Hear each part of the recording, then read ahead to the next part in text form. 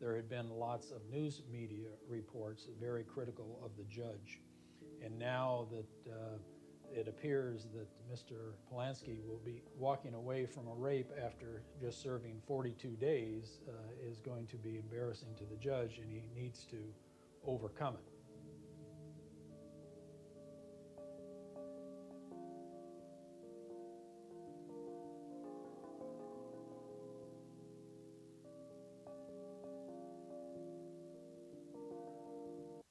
And standing next to him was Judge Rittenband.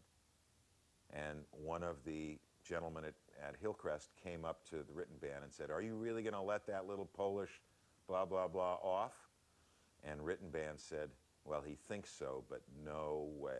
We're going to put that little blank blank away for the rest of his life."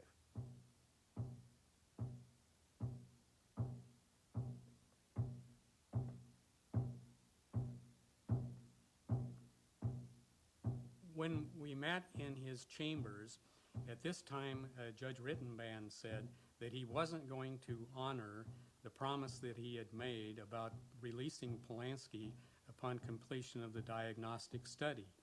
He gave as his reason that he was getting too much criticism.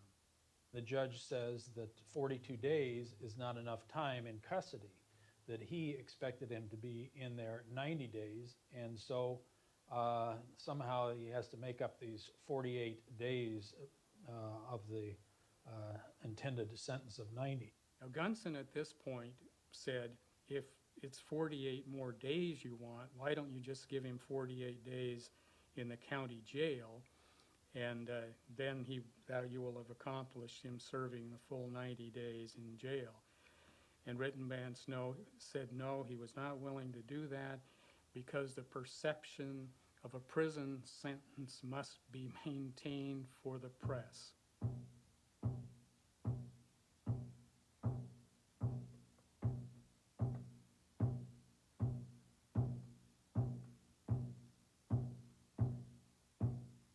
He told me that if I would come back to court after the press was gone and the public was gone, that he would then recall Polanski and he would be released from prison.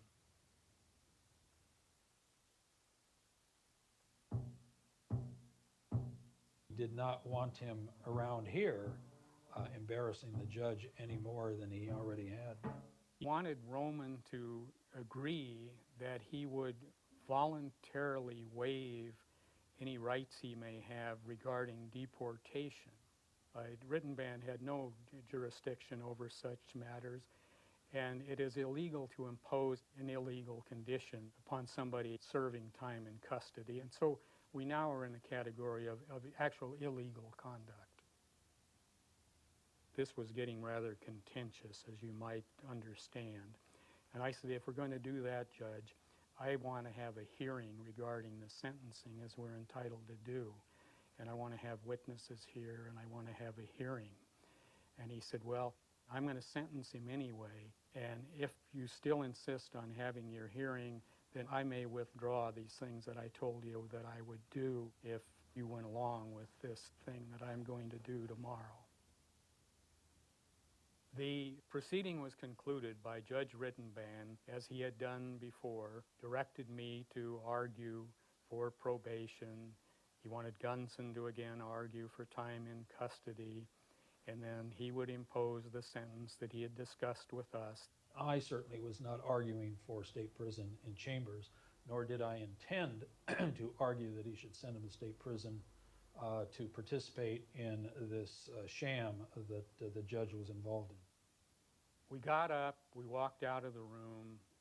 I remember saying immediately to Gunson, I'm not going to do this again.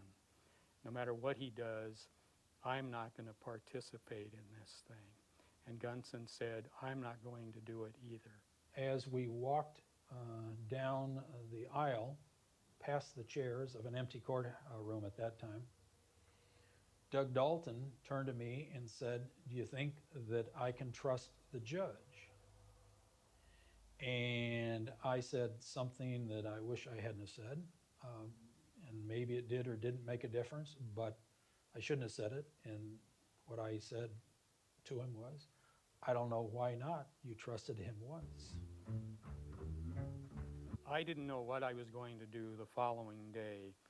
I did know that I was no longer going to participate in a proceeding that was being designed solely to advance the purposes of Judge Rittenband. I told Mr. Dalton that I would be available to disclose this information to anyone in any place at any time. I contacted Roman and I said for them to come to my office. We discussed what was going to happen the following morning. I told them that it was my opinion that the sentence would be illegal, that we could probably obtain relief on appeal, but that would involve a long procedure and Polanski would be incarcerated during that period of time. I said that the judge had said that if Roman agreed to waive any deportation hearing and be deported, that he would then be released if he also had by then served 48 days. Roman said to me, "Can we trust him?" And I said, "No, we can't trust him. We have no idea what he may do. We've all agreed that he can no longer be trusted, and what he represents to us is worthless." With that, Roman got up, looked at me, and I believe he said, "I'll see you guys later," and he left the room.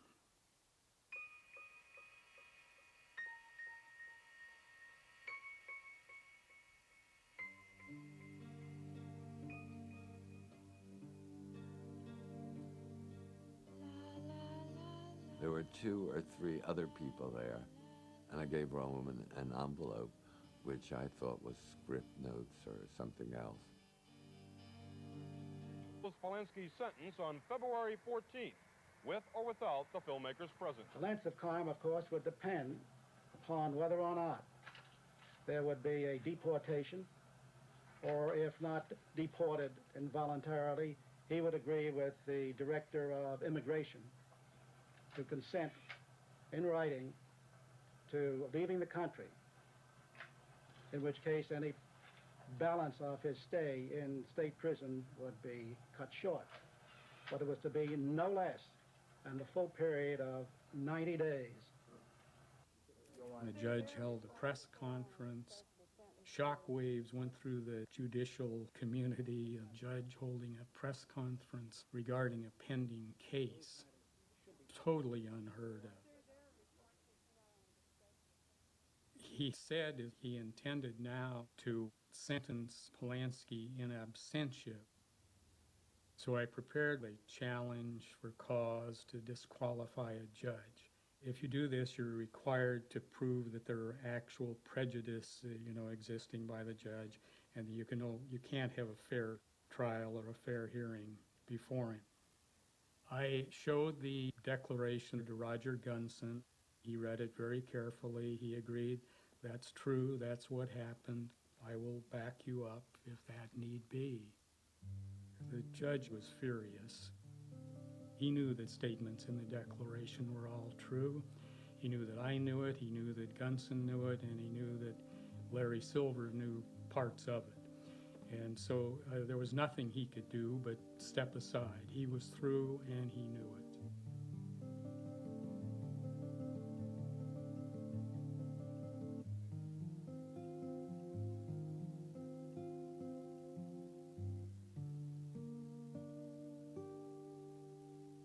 I was young, but the way I felt was the judge was enjoying the publicity, and he didn't care about what happened to me, and he didn't care about what happened to Polanski. He was like orchestrating some little show, that I didn't want to be in. I clearly hold no brief for Mr. Polanski, and obviously what he did to Samantha, my client, was wrong, outrageous. But nevertheless, he was supposed to be treated fairly in court, and he clearly was not. I'm not surprised that he left under those circumstances. Really? Yeah.